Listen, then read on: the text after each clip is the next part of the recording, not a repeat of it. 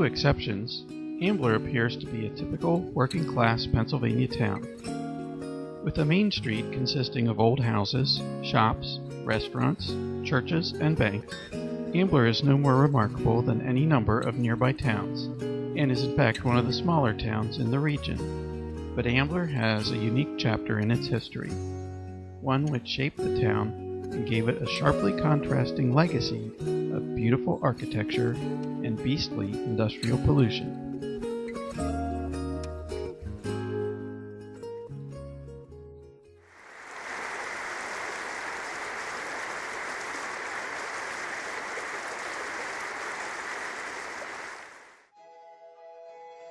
The western history of the Ambler area began in 1682, when the Harmer family, who were Quakers from England, purchased the land from William Penn. William Harmer built a grist mill on the Wissahickon Creek, and this attracted people to the area. Soon, a village bearing the name Wissahickon emerged, and several additional mills were built. The mills produced flour, lumber, and cloth for the region. Today, all that remains of Ambler's mill era are the streets which bear the names of the old mills. The advent of steam power spelled the end of the 200-year run of the water-powered mills along the Wissahickon. The last one, Haig's Mill, closed in 1887.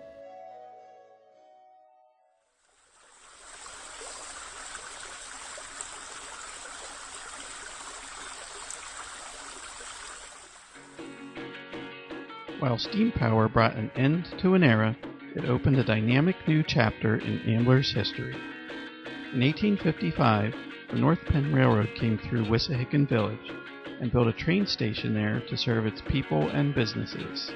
In 1856, 2 miles south of Wissahickon, there was a terrible head-on collision between two passenger trains.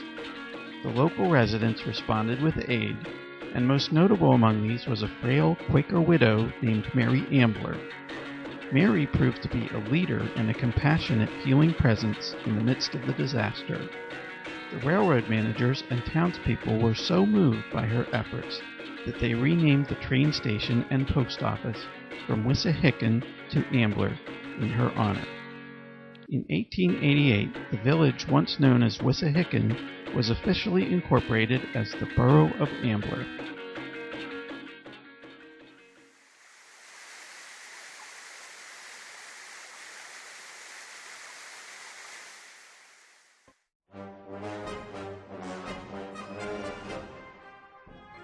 In 1881, the pharmaceutical company of Keesby and Madison moved their operations from Philadelphia to Ambler. Dr. Richard V. Madison was the company president. He was a talented, driven, egotistical man, and it was his vision, wealth, and willpower that built the company and the town of Ambler along with it. In the 1880s, Madison discovered new ways to capitalize on the insulating properties of the mineral asbestos. This took the company and the town in a new direction of growth and prosperity.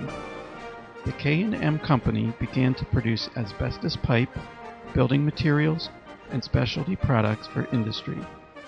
The demand for asbestos products grew, and Madison expanded his production facilities in Ambler to meet the need. By the 1910s, Ambler was known as the asbestos capital of the world.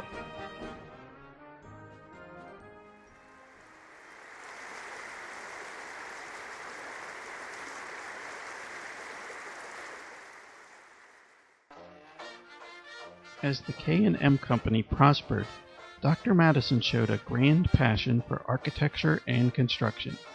He adopted a company town vision for Ambler. In addition to his extensive industrial facilities, he built homes, streets, parks, water and electrical utilities, an opera house, a church, and a library. In all, he constructed over 400 homes, which were rented to his employees at less than the going rate.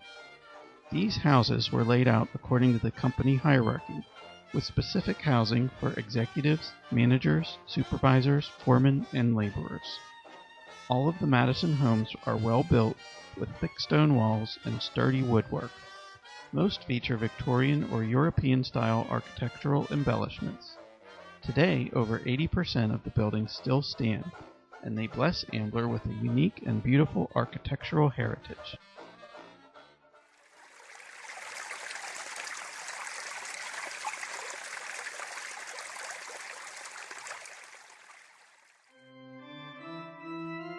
For the top officials of the Keasbey and Madison Company, Dr. Madison built a row of 8 elaborate Victorian houses known as Lindenwold Terrace that draw admiring visitors to Ambler to this day.